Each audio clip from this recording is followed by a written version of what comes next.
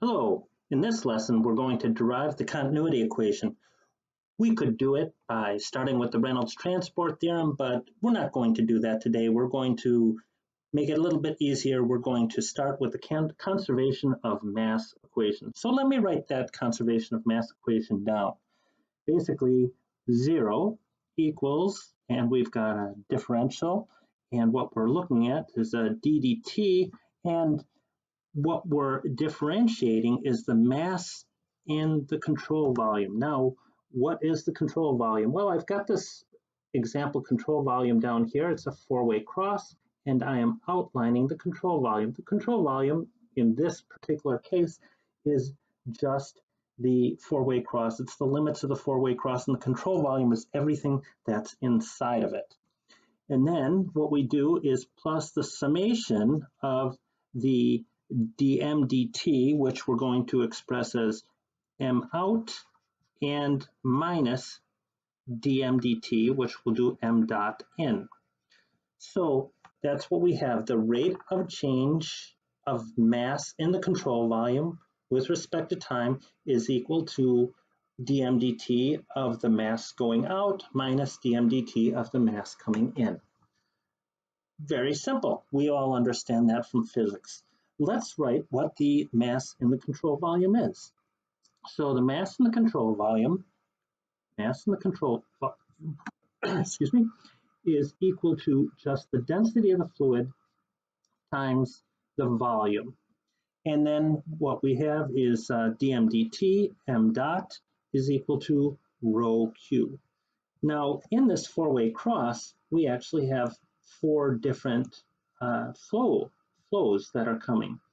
We're going to do an example with two coming in. We'll label the top one 1, the side one on the left as 2, and then we have 2 coming out. We'll label the bottom one as 3 and the right one as 4.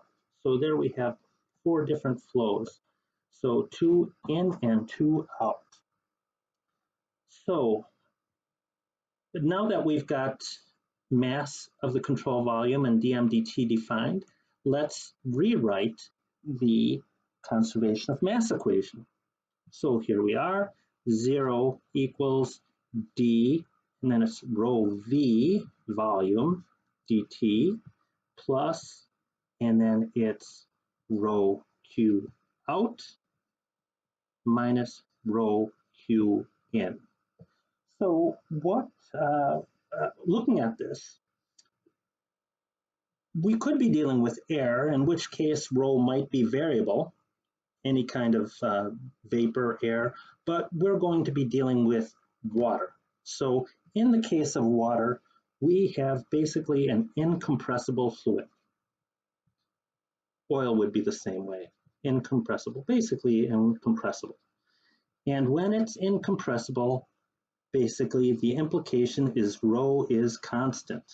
And if rho is constant, it cancels out. So we can rewrite our equation here, our conservation of mass equation, as 0 equals d volume dt plus q out minus q in.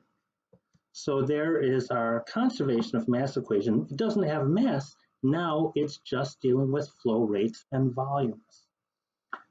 So let's discuss this in real world terms. 0 equals, we could say change dV dt. This is actually the change in storage. Change in storage. And that's with respect to time. Okay, so that's our d volume dt plus, and our next term is our summation of the flow in, or flow out, I mean, and we subtract the summation of the flow in.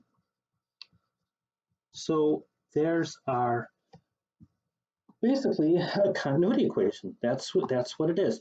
Doesn't have mass in there, but it is basically the mass equation. Now, excuse me, in this particular instance, we have this cross, we have a constant volume. So when we do have a constant volume, we get a situation where the change in storage with respect to time is constant, it's zero. We don't have a change in storage at all. So basically, zero equals summation of Q out minus summation of Q in. Or we could just say Q out equals Q in. Let's put a summation on there. Okay, so let's look at the implications for this four-way cross. So I'm going to pull this over here, our four-way cross, and let's get some data. We need some data, and I'll put it up here. So number one, we have an area of 1 foot squared, and we have a velocity of 4 feet per second.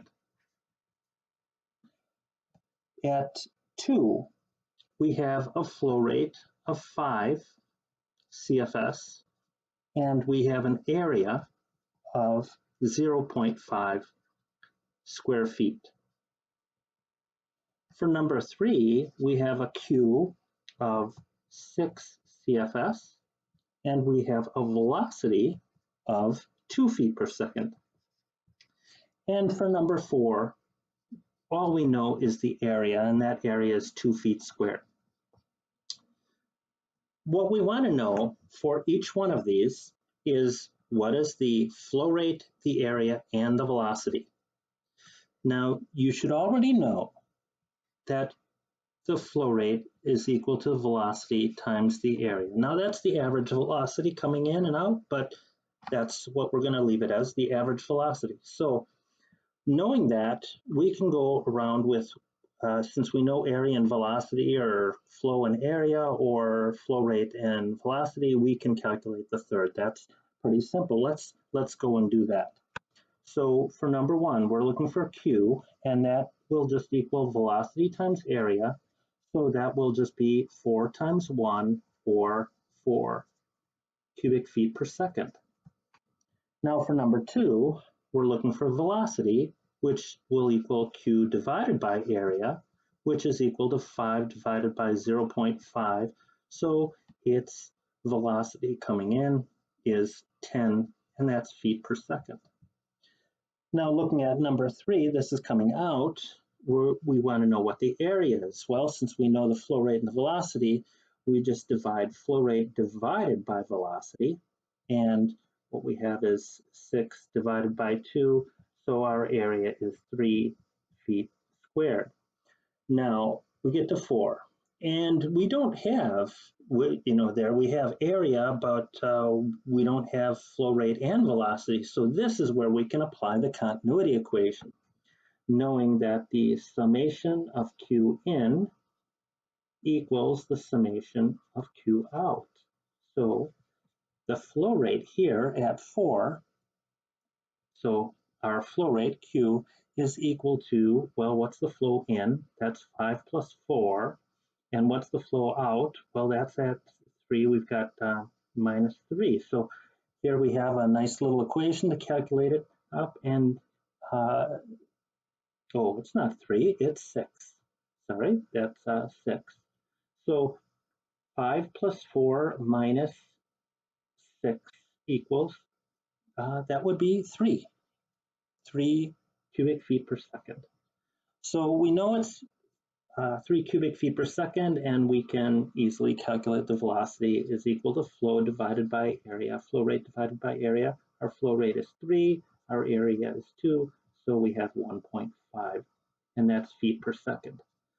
So now we have this introduction to the continuity equation. We can move on to something that's perhaps a little bit more interesting, which is combining the continuity equation with Bernoulli's equation, and then we can do some very interesting things. But first, we'll we'll do a few more. Yeah, that's what we'll do.